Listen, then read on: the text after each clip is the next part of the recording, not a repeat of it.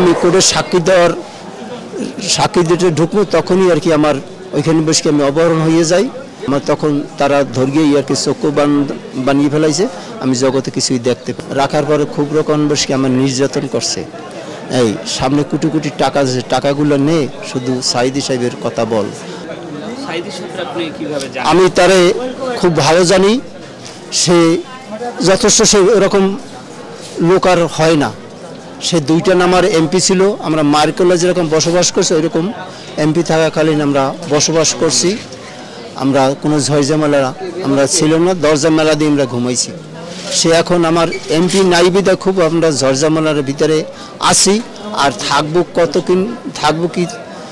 কি না তা আমরা বলতে পারি না। সে যথেষ্ট ভালো লোক বিদায় আমার মনের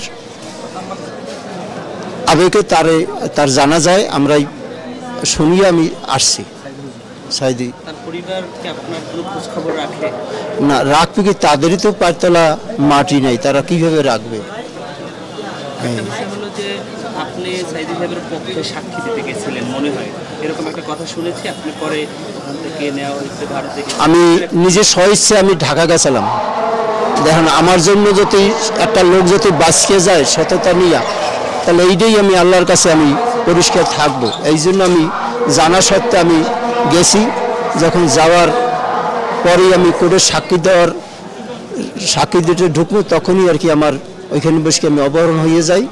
যাওয়ার পরে আমাকে অপহরণ হয়ে যায়, তা কোনানি নিয়ে রাখছে আমি নিজেই বলতে পারি না। আমার তখন তারা ধরিয়ে আর কি চক্ষু বানিয়ে ফেলাইছে, আমি জগতে কিছুই দেখতে পারিনি। আমি দীর্ঘ যাই আমার ওইখানে একটা ঘরের ভিতরে রাখছে, দিন না রাত্র না কি আয়োজন দেয় তা কিছু জানতে পারিনি। ওইখানে রাখার পরে খুব রকম বসে আমার নির্যাতন করছে। এই সামনে কোটি কোটি টাকা আছে, টাকাগুলো নে শুধু সাইদি সাহেবের কথা বল। আমি বলি যারা আমি দেখি নাই শুনি নাই আমার পক্ষে বলা সম্ভব না। আমার ভাইরে যারা মারছে হেগো নামে ইয়ে নাম কালে অথচ আসি ওনার নাম বল। আমি বলি আমার বাপ ভাই কেউই না। এই ফাও মিথ্যাটা কেন, যারা দেখি নাই শুনি না আমার পক্ষে বলা সম্ভব না। এই ইউনিভার্সিটি খুব এরকম নির্যাতন করছে, দিন নিঃসঙ্গে 25 দিন আমাকে কারেন্ট সারতেছে, এরকম দিন আমাকে জিজ্ঞাসাবাদ করছে। আমি না পারেন আমি অসুস্থ হয়ে যাওয়ার পরে তারা ওইখান থেকে 12 আমার ওইখান থেকে বাড়ি করে চক্ষু বানিয়া কোনখানে নিয়ে গেছে তা আমি বলতে পারিনি। যখন আপনার সীমান্তে আপনার ছাড়ছে তখন এই ছাড়ার পর দেখি কি মানে প্রশাসন মানে ভারতের বিএসএফ ওই আর কি গাড়ি দাঁড়ে বসে দেখার পরে বলে এই ভারতে গেছি। এই তখন আর কি আমি ভারতে ভিতরে আমার ঠেলিয়ে দিতেছে, বলে না আমি ওদিকে যাব না সে আমার নির্যাতন না করি আমার সে মারিয়ে ফেলায়। কাল না যাবি, হাঁটবি কিনা হাঁট। তখন আমি হাঁটি নাই, তখন তারা ওই হাত ধরিয়ে নিয়ে বিএসএফের হাতে দিয়েছে। দেওয়ার পর আমার খুব রকম মারছে, আমার 2 কান পাশাই মারছে। এরপর ওই পিছনে ঘুষি দিয়ে ফেলাইয়া বুঝতে দিয়ে আমাকে খুব লাইতেইছে।